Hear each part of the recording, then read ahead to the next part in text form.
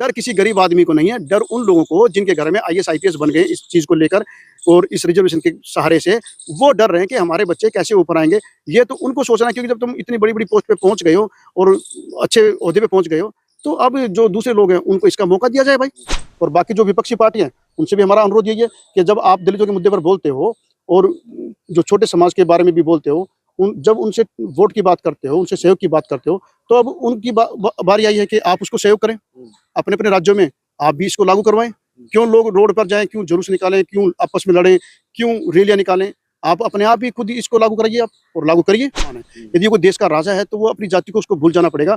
वो सबके लिए बराबर है। यदि किसी एरिया का एमपी है, तो उसको अपनी जाति भूलनी पड़ेगी। वो पूरा एरिया उसका अपना है। यदि एमएलए है, तो पूरा एरिया उसका अपना है।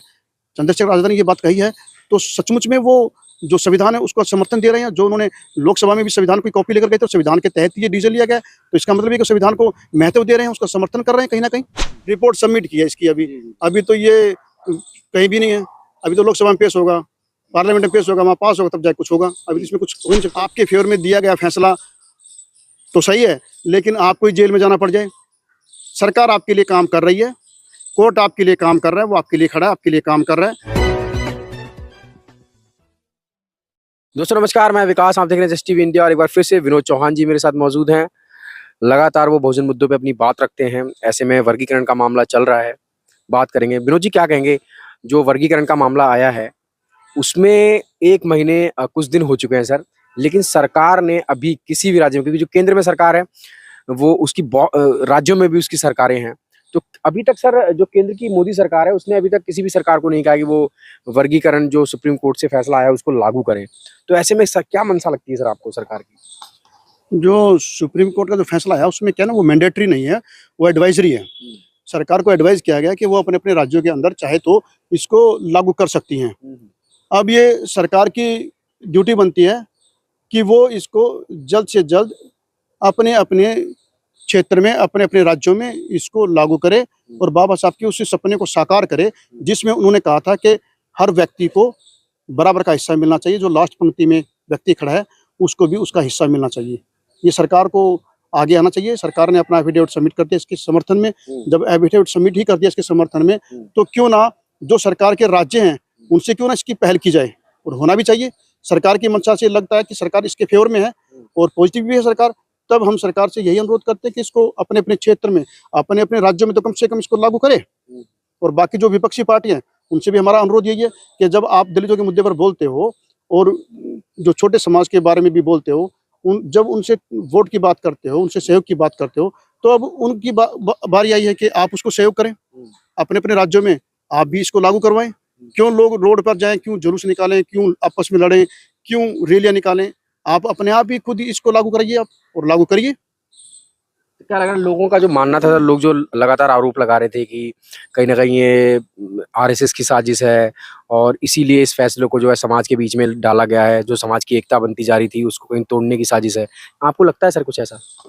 देखो जहाँ तक बात है ना, ये तो सिर्फ आपस में देश तोड़ने की और समाज तोड़ने की बात है, जो ये कहा जा रहा है। आरएसएस का इसमें कोई लेना-देना नहीं है, आरएसएस की इसमें कोई साजिश नहीं है। ये तो बाबा साहब के संविधान में है, उसके तहत ही ये डिसीजन लिया गया है।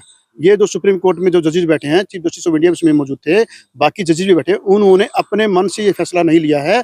ये फैसला लिया है संविधान के बेस पर लिया है, जो जो 14, 15, 13 और 16 जो 341 जो आर्टिकल्स हैं, उसके बेस पर ये फैसला लिया गया है। उन्होंने अपने मन से थोड़ी फैसला ले लिया कि हाँ भी ये काम कर लो, नहीं। उन्होंने जो संविधान में लिखा, संविधान में भी यही है कि भाई जो आखिरी व्यक्ति है उसको भी इसका फायदा मिलना चाहिए, हर व्यक्ति को फायदा मिलना चाहिए इसका। उसके तहत उन्होंने काम किया है। ये आरएसएस के ऊपर आरोप लगाना, ये मनगढ़ंत बातें हैं और ये बेकार की ये राजनीति पॉलिटिक्स है और ये कुछ नहीं है। मैं किसी का समर्थक नहीं हूँ, आरएसएस का या किसी कांग्रेस का या किसी और का, मैं समर्थक वाली बात नहीं है। बट बात जो जायज़ है, सच्चाई यही है कि आरएसएस का इससे कोई भी लेना देना नहीं है। लेकिन अभी हाल ही में चंद्रशेखर रैली करते हैं दिल्ली में और 21 तारीख को वो भारत बंद कर देते हैं। फिर रैली में कहते हैं कि मैं डीएससी समाज को अगर अधिकार मिल रहा होगा वर्गीकरण से, तो मैं उनके समर्थन में रैली करूंगा। तो इस बयान को आप किस तरीके से देख रहे हैं सर? देखो, देर आए दुरुस्त आए। हम तो ये कहते हैं कि आज तो चंद्रशेखर भाई ने कहा है कि मुझे इस समाज के लिए आगे आना पड़ेगा, रैली जरूर पूरी रैली भी करेंगे। ये अच्छी बात है, ये अच्छे सिम्टम्स हैं, क्योंकि कोई भी नेता किसी एक जाति को लेकर नहीं चल सकता, उसके लिए सब लोग समान हैं। यदि कोई देश का राजा है, तो वो अपनी जाति को उसको भूल जाना पड़ेगा, वो सबके लिए बराबर है। यदि किसी एरिया का एमपी है, तो उसको अपनी जाति भूलनी पड़ेगी, वो पूरा एरिया उसका अपना है। यदि एमएलए है, तो पूरा एरिया उसका अपना है। चंद्रशेखर आज़ाद ने ये बात कही है, तो सचमुच में वो जो संविधान है उसको समर्थन दे रहे हैं। जो उन्होंने लोकसभा में भी संविधान की कॉपी लेकर गए थे, संविधान के तहत ये डिसीजन लिया गया है, तो इसका मतलब है कि संविधान को महत्व दे रहे हैं, उसका समर्थन कर रहे हैं कहीं ना कहीं। लेकिन अभी सर तब डीएससी समाज में एक बड़ी बात चल रही है कि चंद्रशेखर मायावती पर भरोसा हम क्यों करें, उन्होंने तो हमारा भरोसा तोड़ा है। एक बार कोई आदमी कुछ बोल देता ना, जैसे उन्होंने पहले बोल दिया, किस वजह से बोला, क्या बोला, हमें उसके अंदर नहीं जाना है। लोगों में विरोध जगा, विरोध की बात उठी, लेकिन क्या है, कई बार आदमी क्या होता है, हम भी अपनी गलतियां कर लेते हैं, हमसे भी गलतियां होती हैं, उसमें सुधार भी होता है। ये नहीं कि एक बार गलती कर दी तो जिंदगी भर तक मरते दम तक वो गलती ही मानी जाएगी, सुधार भी होता है, हमसे भी गलतियां होती हैं। हो सकता है उन्होंने उस चीज़ को महसूस किया हो कि वाकई में हमसे गलती हुई है, और उसका उन्होंने सुधार किया हो कि भाई ये गलती हुई है, ये हमें ऐसा नहीं बोलना चाहिए था। हम एक समाज के लिए नहीं है, हम जितने भी लोग हैं, SC ST जो वर्ग है, हम सब के लिए हैं, दलित के लिए, पिछड़े के लिए, माइनॉरिटी के लिए, SC ST के लिए, हम सब के लिए हैं। हम सबके लिए कार्य करेंगे और सबके बारे में हमें सोचना है, और सोचना भी चाहिए भाई। हमें जो बार-बार बोल देते हैं कि भी लोग जो है नर्क में काम कर रहे हैं, सफाई का काम कर रहे हैं, वो अपने आप थोड़ी निकलेंगे। उसको निकालोगे, कौन निकालेगा? आप ही लोग तो निकालोगे। संसद में आप लोगों को हमने पहुँचाया है, तो वहाँ से निकालेगा कौन? आप ही निकालोगे ना, वो थोड़ी अपने आप निकल जाएँगे, वो नहीं निकल सकते भाई। वो तो निकालने पड़ेंगे, और उसमें निकालेगा कौन? आप लोग निकालोगे। जैसे बाबा साहब ने दलितों को गंद से बाहर निकाला, वो अपने आप थोड़ी निकले, बाबा साहब ने निकाला। इसलिए जो लोग ये संविधान की कसम खा रहे, संविधान को हाथ में लेके चलते हैं, उनको बाबा साहब के पद चिन्हों पे कहीं न कहीं चलना पड़ेगा भाई। सवाल एक खड़ा होता है सर, अभी कल फैसला आया है वन नेशन वन इलेक्शन का, इसको आप कैसे देख रहे हैं sir? One nation one election में ये है कि वन नेशन, ये तो पुराना पहले से कंसेप्ट है कि भाई सोच रहे हैं कि इसके बारे में कि वन नेशन वन इलेक्शन के ऊपर ऑलरेडी इसके ऊपर काफ़ी कार्य हो चुका है, और ये अभी संसद में पेश किया जाना है, इसकी रिपोर्ट सबमिट हो चुकी है।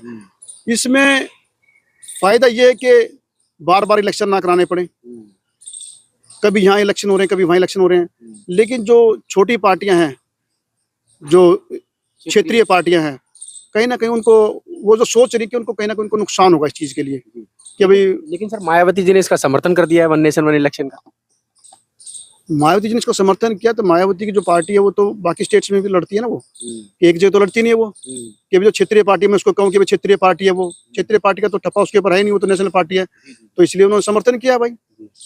और आजाद समाज पार्टी कहीं ना कहीं जो चंद्रशेखर हैं, वो कहीं ना कहीं इसमें उनका जो मैंने पूरा ट्विटर पे पढ़ा है, उसमें कहीं ना कहीं वो बहुत सारे सवाल सरकार से पूछ रहे हैं। सरकार से जो सवाल पूछ रहे हैं, वो कह रहे हैं हरियाणा में अगर इलेक्शन हो रहा है तो महाराष्ट्र का इलेक्शन कमीशन ऑफ इंडिया ने क्यों नहीं एक साथ करवा दिया? वो एक साथ तो इसलिए नहीं करा सकते ना, अभी तो इसको इम्प्लीमेंट ही नहीं किया गया है ना। अभी तो मसौदा तैयार किया गया है, रिपोर्ट सबमिट की है इसकी, अभी तो ये कहीं भी नहीं है। अभी तो लोकसभा में पेश होगा, पार्लियामेंट में पेश होगा, वहाँ पास होगा, तब जाके कुछ होगा। अभी इसमें कुछ हो नहीं सकता।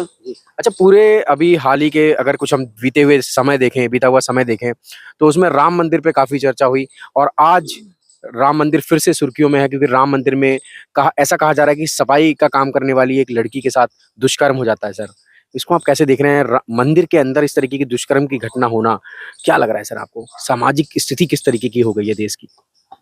देखो, ना तो राम बुरे व्यक्तित्व के आदमी है, ना ही मंदिर बुरी चीज है, दोनों ही पवित्र हैं। लेकिन उसमें जो जिसने ये घिनौना काम किया है, जो इसने अपवित्र काम किया है, उन लोगों को कड़ी से कड़ी सजा दी जाए। उनको किसी जाति विशेष के आधार पर ना बख्शा जाए, चाहे कोई भी क्यों ना हो। लॉ में भी हमारे लिखा है, कानून में भी लिखा है कि कानून सबके लिए बराबर है। यदि उसने ऐसा किया तो उसको कड़ी से कड़ी वही सजा मिले जो बाकी लोगों को मिलती है रेप केस के अंदर, चाहे वो किसी के साथ भी किया और कोई भी करे, चाहे वो छोटी जातियां करे या बड़ी जातियां करे, कोई भी करे, सजा सबको कानून के तहत वही मिलनी चाहिए जो उसकी सजा बनती है। सर, वर्तमान हालात में डीएससी समाज को आप क्या कहना चाहेंगे?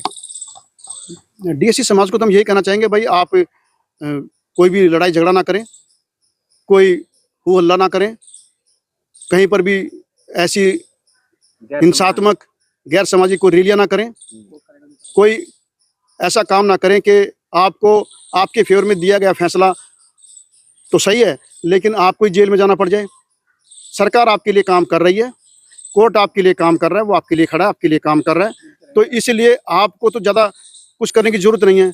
वो लोग करेंगे जिन लोगों को इससे डर है, और डर किसी गरीब आदमी को नहीं है, डर उन लोगों को जिनके घर में IAS IPS बन गए इस चीज़ को लेकर, और इस रिजर्वेशन के सहारे से वो डर रहे हैं कि हमारे बच्चे कैसे ऊपर आएंगे।